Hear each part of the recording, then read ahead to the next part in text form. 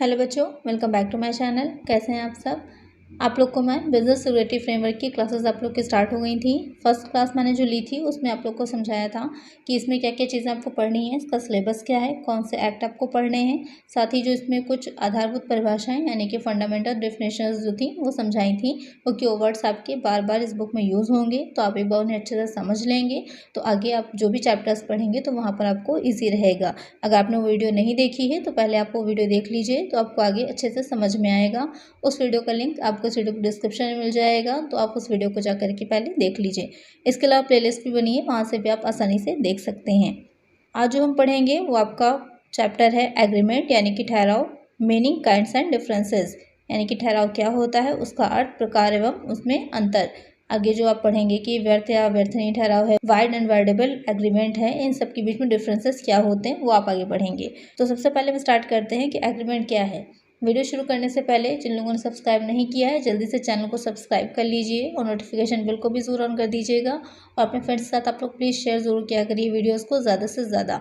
आइए शुरू करते हैं। ठहराव क्या होता है, पहले ही मैंने आप लोग को समझाया था कि सबसे पहले क्या किया जाता है, प्रपोजल रखा जाता है, प्रस्ताव रखा जाता है किसी दूसरे व्यक्ति के सामने, किसी दूसरे पर्सन के सामने कि कोई कार्य करने या ना करने के लिए कि आप उस कार्य को मत करिएगा, उसके संबंध में कोई भी प्रपोजल रखा जाता है। अगर वो उसे एक्सेप्ट कर लेता है, अपनी स्वीकृति दे देता है, तो क्या बन जाता है, प्रॉमिस बन जाता है, वचन बन जाता है। और वही वचन जो एक दूसरे के प्रतिफल होते हैं तो क्या हो जाता है, ठहराव कहलाता है।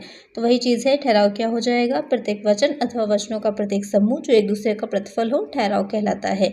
एग्जाम्पल से अगर इसको हम समझें तो मोहन और सोहन दो लोग थे। मोहन ने अपनी बुक जो है सोहन को देने के लिए प्रस्ताव रखा कि मैं 500 रुपये में अपनी बुक आपको सेल कर दूंगा, बेच दूंगा, अगर आप उसे लेना चाहें तो ले सकते हैं। तो अगर सोहन यहाँ पर क्या कहता है कि हाँ ठीक है, मैं 500 रुपये में उस बुक को लेने के लिए तैयार हूँ, तो अपनी सहमति दे देता है, एक्सेप्टेंस दे देता है। तो यहाँ पर क्या होगा, एक दूसरे के लिए प्रतिफल क्या हो जाएगा, सोहन के लिए प्रतिफल हो जाएगी वो बुक और मोहन के लिए प्रतिफल हो जाएगा वो 500 रुपीज़, जिसके बदले में वो सोहन को बुक देगा। तो यहाँ पर आपस में क्या हो जाएगा, ठहराव हो जाएगा, एग्रीमेंट हो जाएगा। आपकी समझ में आ गया होगा कि ठहराव क्या होता है। अब आइए देख लेते हैं कुछ डिफिनेशंस इसकी जो इम्पोर्टेंट हैं। तो पोलक ने इसकी जो डिफिनेशन दी थी, उन्होंने कहा था कि ठहराव एक या एक से अधिक पक्षकारों के द्वारा अन्य पक्षकार या पक्षकारों के लिए किए जाने वाले किसी कार्य की कल्पना करता है। An agreement contemplates something to be done or forbidden by one or more of the parties for the use of other or others। तो यहाँ पर मतलब यही हो जाएगा कि एक या एक से अधिक पक्षकारों के द्वारा, एक से अधिक जो पार्टीज होती हैं उनके द्वारा जो आपस में किए जाने वाले किसी कार्य की कल्पना जो होती है वो कहलाती है एग्रीमेंट। इसमें डिफिनेशंस जो हैं वो अच्छे से देख लीजिएगा कि अगर आपका ऑब्जेक्टिव पेपर हो रहा है तो वहाँ पर भी सिर्फ डिफिनेशन आपसे पूछ सकता हो, ये पूछेगा कि किस राइटर की है, या अगर आपका डिस्क्रिप्टिव पेपर होगा तो वहाँ पर अगर ठहराव का अर्थ पूछा जाता है, मीनिंग ऑफ एग्रीमेंट पूछा जाता है, तो साथ में आप डिफिनेशन भी अगर लिखेंगे तो आपको मार्क्स अच्छे मिलते हैं। कहीं पर भी अगर सिर्फ मीनिंग पूछी जा रही है तो उसके साथ साथ आप एक या दो डिफिनेशन लिख दीजिए और साथ ही उसकी जो विशेषताएं होती हैं उनको भी आप लिख देंगे तो आपको मार्क्स अच्छे मिलेंगे। नेक्स्ट डिफिनेशन देख लेते हैं। लेख के अनुसार ठहराव से अभिप्राय ऐसे दो व्यक्तियों के बीच सहमति से है जो किसी निश्चित किए गए विषय पर एक मत हैं। An agreement consists in two persons being of the same intention concerning the matter agreed upon।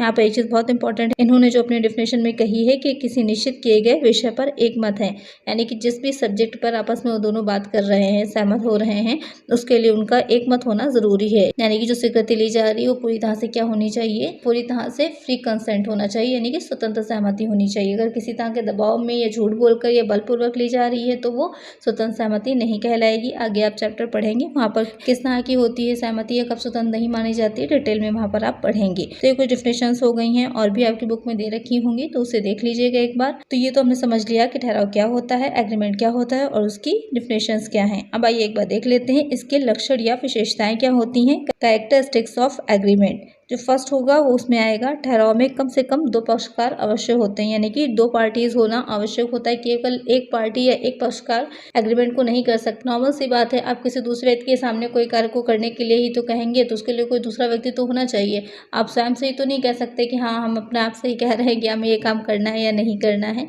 तो वो चीज़ नहीं होगी। आप जब दूसरे व्यक्ति से कहते हैं तो वो क्या हो जाएगा कि कम से कम 2 पार्टीज होती हैं, 2 पक्षकार होते हैं। सेकंड है पक्षकारों में मानसिक एकात्मकता होनी चाहिए, यानी कि जो भी कार्य को करने या उस कार्य से व्रत रहने के लिए प्रस्ताव रखा जा रहा है, स्वीकृति दी जा रही है, तो उस कार्य में उनकी मानसिकता क्या होनी चाहिए, सेम होनी चाहिए। जो भी हमने ऊपर डेफिनेशन में पढ़ा था कि उनका एक मत होना जरूरी है। थर्ड हो जाएगा पक्षकारों का उद्देश्य आपस में वैधानिक दायित्वों को उत्पन्न करना होता है। तो इसमें एक चीज बहुत इंपॉर्टेंट होगी कि वही ठहराव जो होते हैं प्रवर्तनीय होंगे, अनुबंध बनेंगे जो कि वैधानिक रूप से क्या हो, दायित्व उत्पन्न हो और जो प्रवर्तनीय हो सके। तो यहाँ पर पक्षकारों का उद्देश्य आपस में वैधानिक दायित्वों को उत्पन्न करना होना चाहिए। नेक्स्ट पॉइंट आएगा पक्षकार अपना समान अभिप्राय एक दूसरे को संवहन करते हैं, यानी कि जिस उद्देश्य से, जिस पर्पज से या जिस मीनिंग से हम अपना प्रस्ताव दूसरे सामने वाले व्यक्ति के सम्मुख रख रहे हैं, सामने रख रहे हैं, वो उसी उद्देश्य से समझे भी। यानी हमने कुछ कहा लेकिन वो व्यक्ति पूरी तरह से समझ नहीं पाया कि हम क्या कहना चाह रहे थे या हमने क्या प्रस्ताव उसके सामने रखा था। तो इस तरह से क्या होगा, और अगर वो उसके पर सहमति दे देगा तो क्या होगा, आधी अधूरी सहमति उसकी मानी जाएगी, क्योंकि उसे पूरी बात हमें पता नहीं चली है, पूरा हमारा प्रस्ताव वो नहीं समझ पाया है। इसलिए पूरी जो आपने कम्युनिकेशन अगर पढ़ी है, संप्रेषण पढ़ा होगा, तो वहाँ पर भी ये चीज़ देखी होगी कि जब हम दूसरे के सामने अपना मैसेज दे रहे होते हैं किसी दूसरे इंसान को, दूसरे व्यक्ति को, तो वहाँ पर ये चीज़ इंपॉर्टेंट होती है कि उसी मीनिंग से वो मैसेज दूसरे वाले व्यक्ति तक पहुँचे। अगर उसकी मीनिंग बदल गई या पूरी तरह से वो उसकी सही मीनिंग को नहीं समझ पाया तो क्या होगा, कम्युनिकेशन नहीं होता। वही चीज़ यहाँ पर भी होगी कि जिस मीनिंग से, जिस अभिप्राय से आपने दिया है प्रस्ताव, वही उस व्यक्ति तक भी पहुँचना चाहिए। नेक्स्ट आएगा आपका ठहराव के फलस्वरूप केवल संबंधित पक्षकार ही संबंधित होते हैं, अन्य कोई पक्षकार नहीं। यानी कि जिन 2 व्यक्तियों के बीच में ठहराव किया जा रहा है वही उससे संबंधित होगा, कोई और दूसरा व्यक्ति उससे संबंधित नहीं होता है। तो ये हो जाते हैं ठहराव के लक्षण, कैरेक्टरिस्टिक्स ऑफ एग्रीमेंट। नेक्स्ट हम पढ़ेंगे कि ठहराव के प्रकार क्या होते हैं, काइंड्स ऑफ एग्रीमेंट। तो ठहराव जो होता है वो कई तरह का होगा। तो उसमें जो फर्स्ट आपका पहला आ जाएगा वैधानिकता के आधार पर, इसको हम देखते हैं कि on the basis of legality. तो वैधानिकता के आधार पर 2 तरह का रहता है, एक वैधानिक हो जाएगा लीगल एग्रीमेंट और दूसरा हो जाता है अवैधानिक ठहराव यानी कि इलीगल एग्रीमेंट। तो जो लीगल हो जाएगा ऐसा ठहराव, नॉर्मल सी बात है, लीगल जिसे हम विधान के द्वारा क्या करें, कार्यान्वित करा सकें, तो वो हमारा लीगल हो जाएगा। जैसे कि जो है 2 व्यक्ति हैं, एक व्यक्ति सोहन और दूसरा रोहन रख लीजिए। तो सोहन ने रोहन को अपनी घड़ी जो है 800 रुपये में बेचने का क्या रखा, प्रस्ताव रखा, और सोहन ने उसे एक्सेप्ट कर लिया। तो क्या हो गया, आपस में क्या बना, वो ठहराव हो गया। तो जाहिर सी बात है ये एक वैधानिक ठहराव है। 2 व्यक्तियों को आपस में एक दूसरे से कुछ भी एक्सचेंज करने के लिए क्या होता है, स्वतंत्रता होती है, वो आसानी से एक्सचेंज कर सकते हैं। लेकिन किसी ऐसी चीज़ से संबंधित होना चाहिए जो कि क्या हो, वैध हो। नेक्स्ट है अवैधानिक ठहराव, इलीगल एग्रीमेंट। ऐसे कार्य को करने के लिए अगर किया जा रहा है कि जो लीगल नहीं है या किसी अधिनियम के विरुद्ध है या कानून उसकी अनुमति नहीं देता, तो क्या हो जाता है, अवैधानिक ठहराव हो जाता है। और ऐसे ठहराव क्या होते हैं, पूर्णतः व्यर्थ होते हैं, वाइड होते हैं। नेक्स्ट हो जाएगा रचना के आधार पर, on the basis of formation. इसमें आपका 2 तरह का आएगा, स्पष्ट ठहराव एक्सप्रेस एग्रीमेंट, दूसरा हो जाएगा गर्भित ठहराव इम्प्लाइड एग्रीमेंट। जो स्पष्ट ठहराव होता है वहाँ पर क्या होगा, मौखिक या लिखित रूप से स्पष्ट रूप से प्रस्ताव रखा जाएगा और सामने वाला स्पष्ट रूप से अपनी सहमति देगा और वो ठहराव बन जाएगा। और जो गर्भित ठहराव रहता है उसमें क्या आएगा, स्पष्ट बातें नहीं होती हैं, कुछ बिहेवियर से, कुछ बॉडी लैंग्वेज से हमें ये पता चलता है कि हाँ सामने वाला व्यक्ति ने ये चीज़ सामने हमें रखी है या हमने उसको स्वीकृति दी है। जैसे कि आप शॉप पर जाते हैं तो आजकल हर जगह शॉप पर आपने देखा होगा टैग, प्राइस टैग लगे रहते हैं हर चीज़ पर। तो आप क्या करते हैं, उस प्राइस टैग को आपने देखा कि कितने की वो वस्तु है, आपने वो वस्तु ली और वो प्राइस टैग पर जितने प्राइस मेंशन था उतना प्राइस आपने क्या किया, जो शॉपकीपर था उसको पे कर दिया। तो वहाँ पर क्या होगा, वो भी बिना कुछ कहे आपसे वो प्राइस को ले लेगा और वो चीज़ आपको दे देगा। तो क्या है, स्पष्ट रूप से ना उसने आपसे कुछ कहा ना आपने उससे कुछ कहा, बल्कि क्या हुआ, गर्भित रूप से इम्प्लाइड तरीके से आपने उस वस्तु को परचेस कर लिया। तो वो हो जाता है गर्भित ठहराव, यानी कि बॉडी लैंग्वेज से या किसी अन्य तरीके से आप अपनी स्वीकृति, सामने वाला आपके सम्मुख प्रस्ताव रख रहा है, आप उसको एक्सेप्ट कर रहे हैं, तो वो हो जाएगा गर्भित ठहराव। नेक्स्ट आता है परिपूर्णता के आधार पर, on the basis of completeness. इसमें 2 तरह के होते हैं, एक हो जाएगा प्रवर्तनीय ठहराव इन्फोर्सेबल एग्रीमेंट, दूसरा हो जाता है अपरिवर्तनीय ठहराव यानी कि अनइन्फोर्सेबल एग्रीमेंट। तो जो इन्फोर्सेबल प्रवर्तनीय ठहराव होगा, ऐसे ठहराव जो राजनियम द्वारा क्या होते हैं, अनुबंध की भांति प्रवर्तनीय कराए जा सकें। मैंने पहले ही बताया था आपको, प्रस्ताव होगा, स्वीकृति होगी, ठहराव बनेगा, उसके बाद जब वो ठहराव राजनियम द्वारा प्रवर्तनीय होगा तो क्या बन जाएगा, अनुबंध बन जाएगा। तो जो ठहराव राजनियम द्वारा प्रवर्तनीय होते हैं वही अनुबंध बनते हैं। तो जो प्रवर्तनीय ठहराव होते हैं उसमें बाद अनुबंध के जो लक्षण होते हैं वो सारे लक्षण आपके ठहराव में भी होंगे। और जो अपरिवर्तनीय ठहराव होते हैं, यानी कि ठहराव तो हैं लेकिन उनको कानून के द्वारा परिवर्तनीय नहीं कराया जा सकता, तो वो अपरिवर्तनीय ठहराव हो जाते हैं। जैसे कि इसमें क्या रहता है कि कुछ जो कॉन्ट्रैक्ट हैं, कुछ अनुबंध हैं, उनका लिखित होना आवश्यक होता है। अगर वो लिखित नहीं है तो उन्हें परिवर्तनीय नहीं कराया जा सकता, या उसमें स्टैंप नहीं लगा है, मोहर नहीं लगी होती तो उसे परिवर्तनीय नहीं कराया जा सकता। कुछ भी तकनीकी कारण हो सकता है जिस वजह से उसको परिवर्तनीय नहीं कराया जा सके, तो वो हो जाएगा अपरिवर्तनीय ठहराव।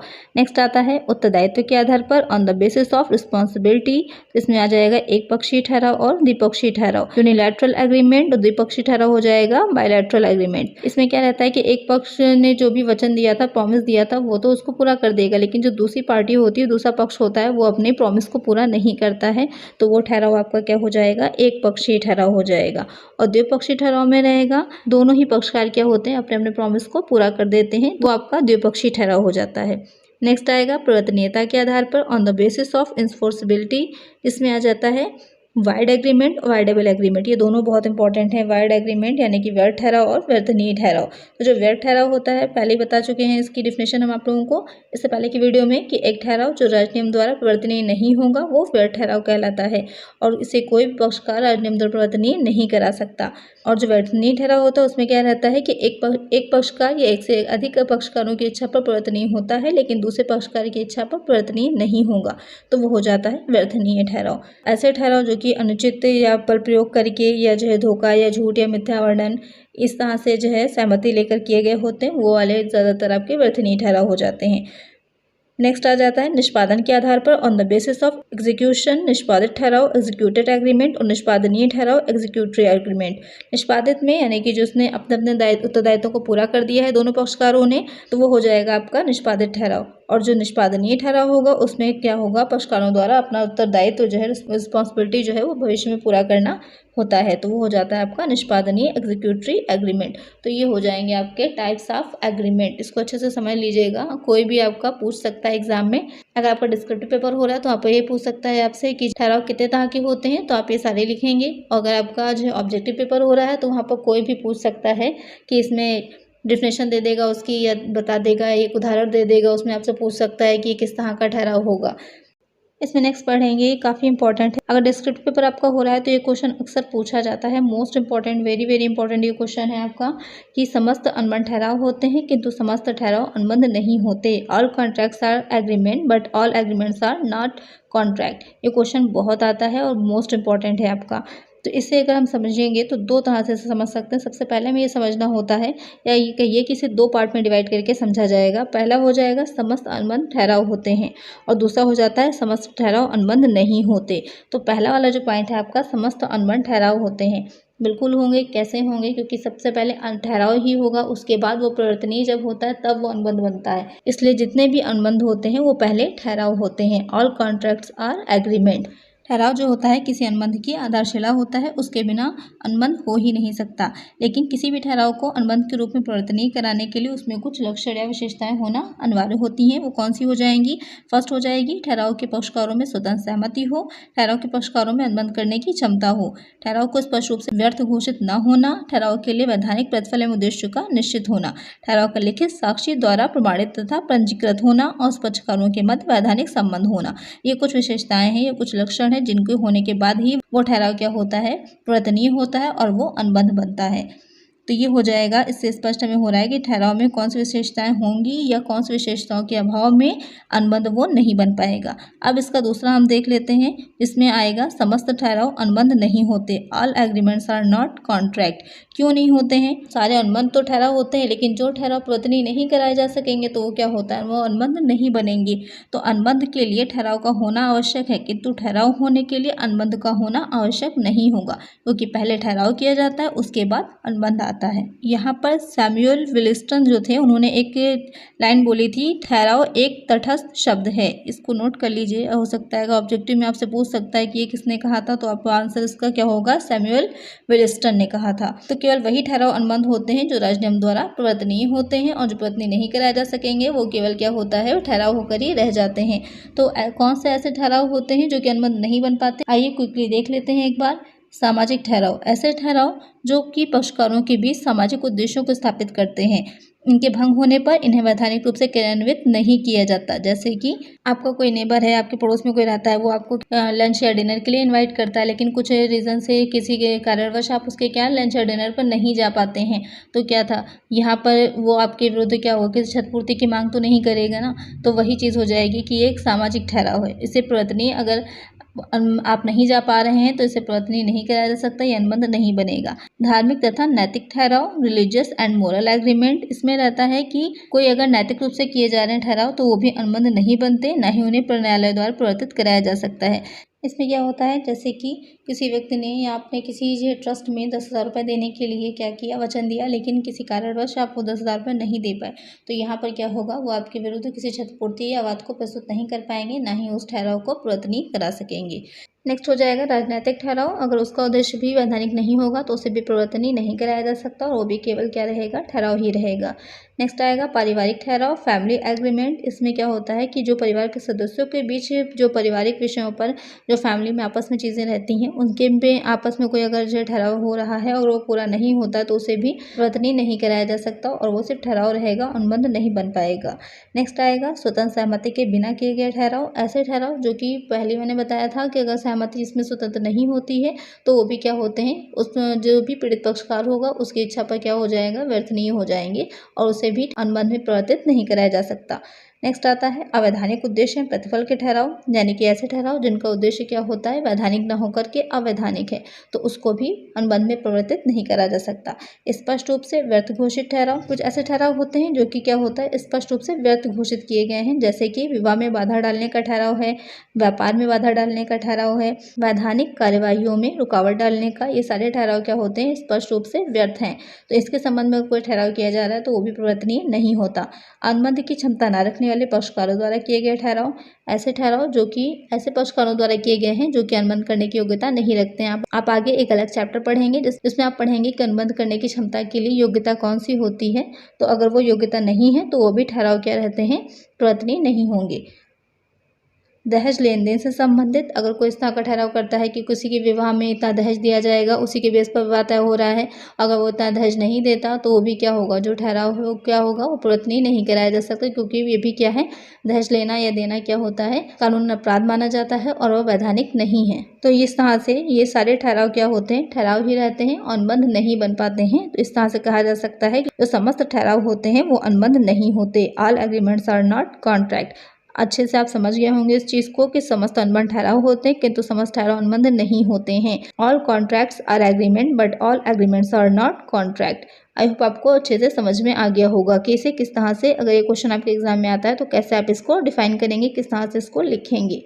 तो ये चैप्टर आपका कंप्लीट हो जाता है। नेक्स्ट वीडियो में हम पढ़ेंगे जो व्यर्थ ठहराव है या वर्तनीय ठहराव है या अनुबंध है, इनमें आपस में बीच में अंतर क्या होता है। एक छोटी सी वीडियो रहेगी जिसमें इसके बीच में डिफरेंसेस को मैं आप लोग को समझा दूंगी। एग्जाम में ये भी काफ़ी पूछा जाता है तो आपको अच्छे से समझ में आ जाए। आज की वीडियो में इतना ही। अगर वीडियो अच्छी लगी हो तो जल्दी से लाइक कर दीजिए और चैनल पर नए हों और सब्सक्राइब नहीं किया है तो जल्दी से चैनल को सब्सक्राइब कर दीजिए और अपने फ्रेंड्स के साथ शेयर भी किया करिए वीडियो को ज़्यादा से ज़्यादा। मिलते हैं नेक्स्ट वीडियो में। Thank you.